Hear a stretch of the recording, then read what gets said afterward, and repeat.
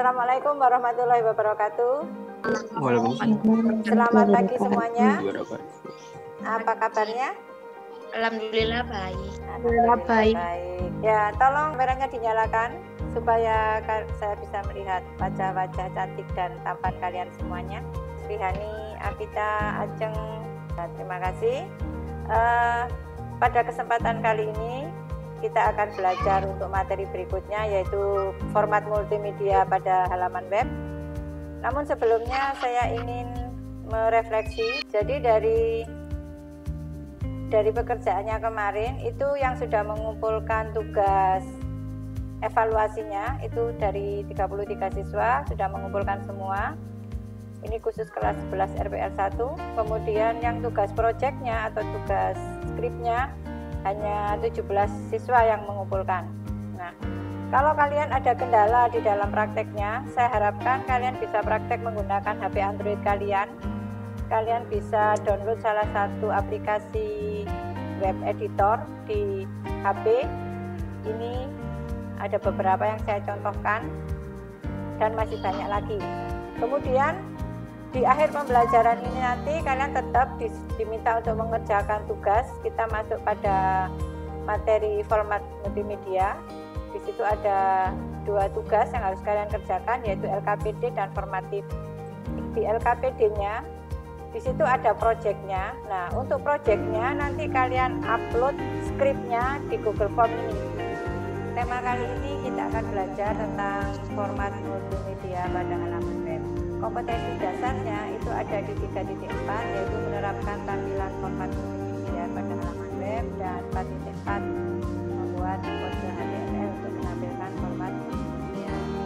Nah, tujuannya setelah pembelajaran ini kalian dapat mengetahui unsur-unsur multimedia itu apa saja, kemudian fungsi dari teks-teks yang digunakan pada multimedia, dan membuat tampilan multimedia pada halaman web.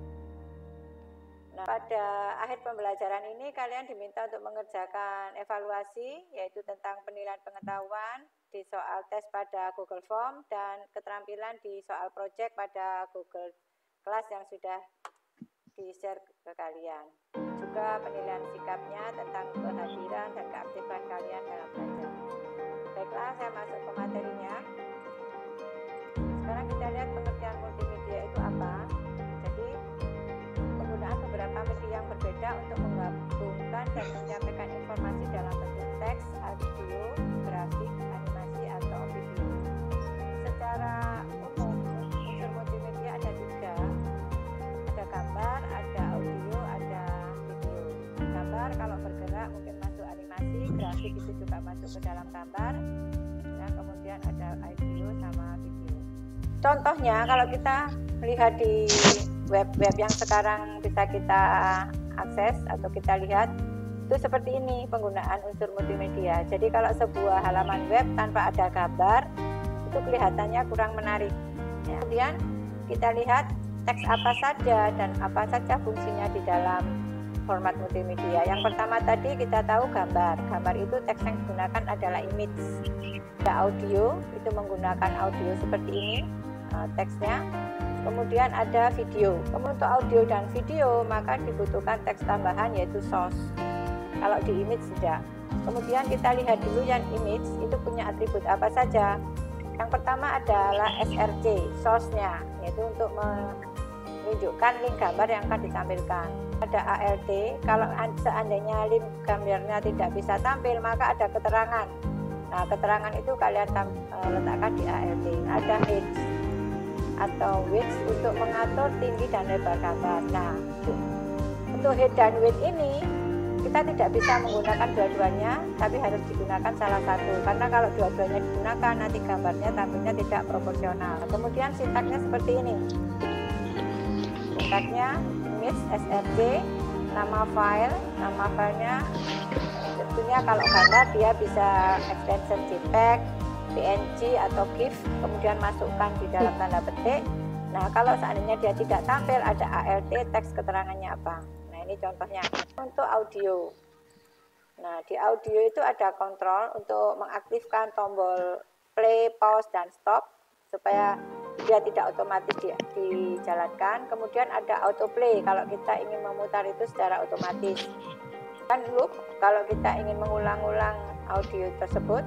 Dan mute kalau kita ingin mensenyapkan audionya. Sintaknya seperti ini. Misalnya kita mau menggunakan kontrolnya dikeluarkan, berarti audio, spasi, atributnya apa, kemudian source. Nah, source-nya ini nama file audionya apa, kemudian tipenya apa. Ini contohnya. Kemudian untuk video. Nah, video itu sama dengan audio, cuman kalau video gambarnya ditampilkan ada atribut tambahan yaitu height dan width untuk mengatur panjang lebar dan panjangnya. Kemudian ada posternya kalau kita ingin di URL-nya menunjukkan gambar dari frame video tersebut. Nah, ini sintaknya seperti audio juga, cuma di sini video. Kemudian ini contohnya. Ini yang sederhana. Jadi poster dan lainnya nggak saya tampilkan di atributnya. Nah, cuman di video ini tidak semua browser mendukung, maka kalian harus cek dulu. Kalau kalian browsernya pakai Chrome, nah berarti video tipe ini bisa diakses semuanya masing-masing browser. Dari sini ada pertanyaan? Nggak ada pertanyaan? Sudah paham?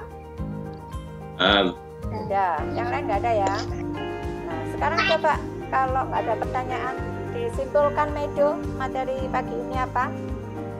Yang pertama belum Bu, ketinggalan. Oh, ketinggalan. Siapa yang bisa bantu menyimpulkan? Nah, ini kalau kita mau menggunakan unsur multimedia, maka yang perlu kita perhatikan jenis multimedianya apa. Ada berapa macam jenis multimedia tadi? Avelia Rivalin, ada berapa macam jenis multimedia tadi? 3, Bu. 3 apa saja? Audio, gambar, sama video. Nah, jadi kalau kita mau menggunakan teksnya, itu harus kita perhatikan jenis multimedianya apa. Nah, hari ini kita melakukan rangka pertama, yaitu penentuan pernyataan mendasar. Karena metode belajarnya adalah project based learning, berarti di akhir pembelajaran ini ada projectnya. Ya. Dan nanti mendesain perencanaannya, kalian silakan akses LKPD-nya. Di sana sudah ada langkah kerjanya. Kemudian ada pekerjaan yang harus kalian kerjakan juga. Projectnya, nah kalian diminta buat aplikasi promosi seperti jualan online atau toko online. Dalam pekerjaan project ini kalian boleh berkelompok, maksimal kelompoknya 4 orang.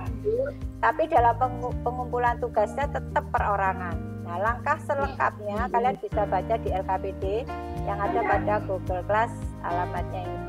Nah, untuk proses monitoringnya, ya ini saya akan lakukan di sini di Google Class kalian atau di WhatsApp. Kemudian di penilaiannya saya akan nilainya di sini. Hasil kerja prakteknya nanti tolong dimasukkan di sini di Google Form, sudah saya sediakan juga. Nah, ini untuk evaluasinya yang tulis di Google Form. Ya, itu materi kita hari ini. Silakan kalau ada pertanyaan sebelum saya akhiri. Tidak. Saya harapkan semuanya mengerjakan pekerjaan ini nanti supaya nilainya bisa saya masukkan ke nilai kalian masing-masing. Ya, karena kita kan pelajarannya pakai sistem blok. Jadi kalau yang bloknya sudah dilalui, maka tidak akan ketemu dengan pembelajaran itu lagi. Jadi jangan sampai tidak mengerjakan tugasnya. Terima kasih kalian sudah bergabung dengan tim saya.